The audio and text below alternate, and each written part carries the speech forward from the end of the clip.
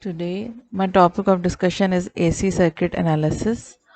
As we have studied so far DC type of circuits, now we are coming on AC circuit analysis. Now, first of all, as we have already discussed from the class 1, what are AC circuits?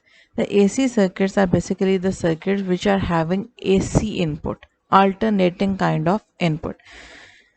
The circuit that is excited using alternating source is called AC circuit. The alternating current is used for domestic and industrial purposes. And in an AC circuit, the value of magnitude and the direction of current and voltage is not constant. It changes at the regular interval of time. As you guys are seeing from the figure I have shown here in this diagram, that the voltage line has been represented with a red colored waveform, and the current line is represented with the help of a blue colored waveform in a circuit. This circuit is simple circuit having a resistor in parallel with the AC source. This is a AC source, right? So when we have this kind of input in our circuit, then we call that circuit as AC circuit, and it would be having an output of alternating current. Now, what are the basic components which we are going to use in our AC circuits? There are two components. One component is capacitor and the other component is inductor. The capacitor has symbol of this, like this, and inductor has this kind of symbol, and they have the unit of farad and Henry. When we are using AC circuits, we have to convert these components, this farad and this Henry, into ohms, because what we are going to do, we have to find out the reactance of the circuit, and we can find it by using resistance in the circuit and combining them with the capacitor and inductor reactance, and we got a final reactance. Okay, now the other important thing which we have to study while studying the AC circuit analysis is what are complex numbers and how we are going to use these complex numbers in our AC circuit, and how can we convert these numbers, right?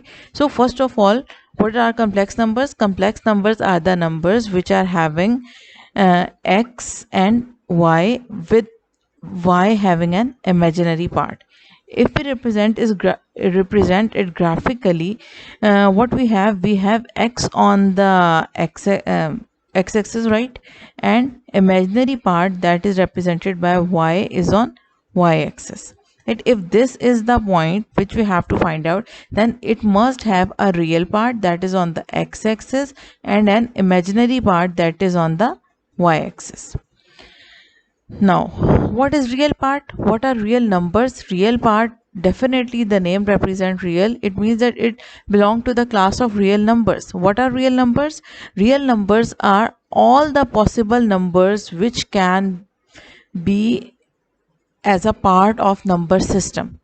Any number is a real number. Let's, for example, if I say that what are the real numbers between 1 and 2? If I say that I have a range of numbers between 1 and 2 in real number format. Now, in range 1 to 2, we have infinite number of points. 1.1, 1.2, 1.1.1, 1.1.2, 1.1.1.1, 1.1.1.2, and infinite numbers are in real number system. What are imaginary numbers? Imaginary numbers are a special kind of numbers which are having a negative part under the square root. The negative part under the square root is represented with this imaginary part I. If any number, any variable has I with it, we can also represent it with j. The imaginary part can also be represented as j or z, but it must be mentioned, right? So I am taking I as my imaginary part, as my imaginary number. If any real number has having an I or a j or any other representation of imaginary number, then it is called as imaginary number. And what is the imaginary number? Basically, I or j, it is under root minus 1. Any kind of variable with a negative sign and an under root is represented with imaginary number. There is another form of complex number which we are going to study in circuit analysis, that is rectangular form and polar form. These two are very basic components of solving an AC circuit in circuit analysis. So what is rectangular form? Rectangular form is the form of number which is having an x, a real part, and a y with an imaginary part. And what is polar form?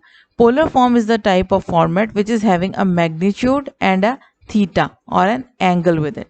These are two forms, these are two conversions. We know how to convert a rectangular form given if our question is having a rectangular format. Then sometimes we have to convert it into polar form, and if in our question a polar form is given, then we have to convert it into rectangular form, right?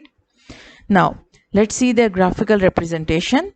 If we say that the graph that this is the original graph which we are studying from the previous slides, this is the imaginary part that is on the y-axis, and this is the real part that is on the x-axis. Now this is the point, this is my point, this red dot is my point. If I draw two dotted lines on the real axis and imaginary axis to represent my point on real and imaginary axis, then from the origin to this point where my point is present in my axis, it is represented as x.